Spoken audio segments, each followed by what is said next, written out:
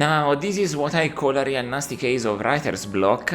Araknie here brings you one of the most plot holes of all time. You might call it a game, or just say it's the Dark Alf. This is an incredible case study in how to butcher the original material. A game where even I, not having read the original book, could tell that there were missing parts that would have been fundamental if they got in. And how this came to be? This will be our first taste of Capstone, the pinnacle of entertainment software. Listen, this is just what they call themselves. We are gonna roll with it. But not directly responsible. They just attracted like-minded individuals in the shape of Simtus, another developer that you've never heard of before. They did this in another game and then disappeared into the night.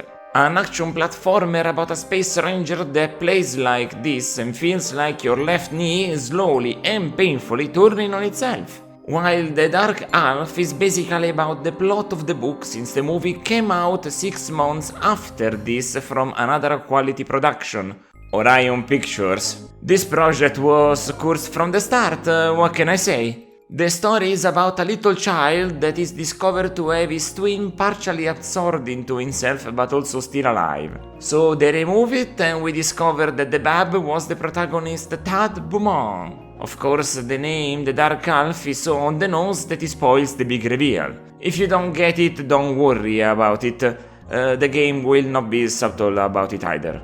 The book and the movie certainly aren't. Like I said earlier, it's full of missing pieces. At a certain point, I gotta go save this Miriam, apparently a very close friend of Dad. All I could think about was, who the fuck is this girl now? I've talked with everybody at every occasion and this name never even came up and I never even seen her in town. So I don't know where I should get enough tension and care here.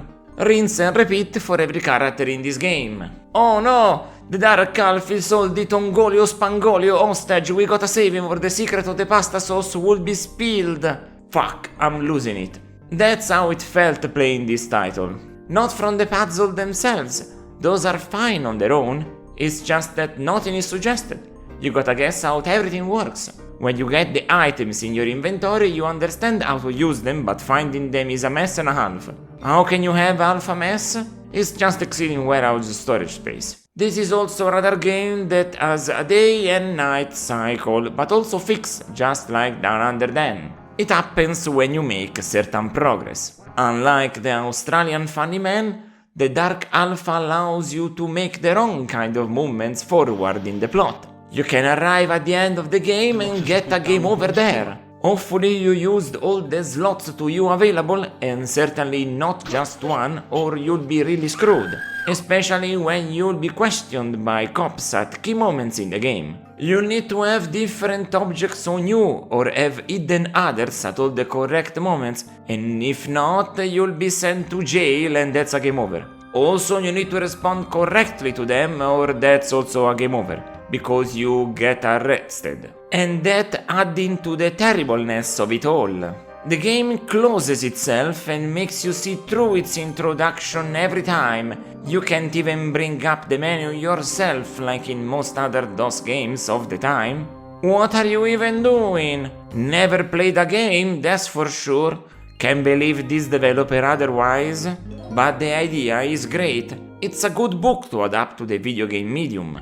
A horror adventure sounds perfectly up my alley for a mystery. The only mystery here though is understanding half of what's going on. It's in times like this that I give up on the plot and don't care about it at all. That's not a good sign. Graphically it's not even very impressive.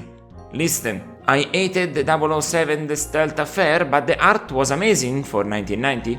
This is from 1992 and it looks severely worse. That's the course of playing video games. I still like this better overall, but the art of it doesn't impress anymore compared to the year it released in. Musically, I wish they got to do more of it. I expected at least one track for each one of the major locations, the house, the town, and then the murder scenes, plus an intro and an outro. You get the introductory tune and then a looping long melody for the entire game. At least the game is short.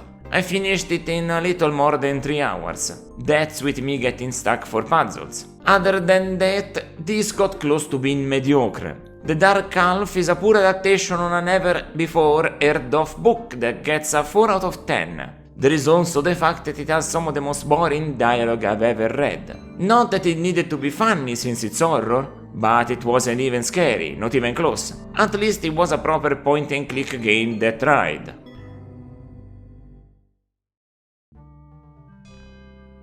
If you wanna see me play the games that I will review plus some extra stuff, catch me on Twitch at Araknie Retro. It's my natural habitat, you see? Until next time, ciao ciao!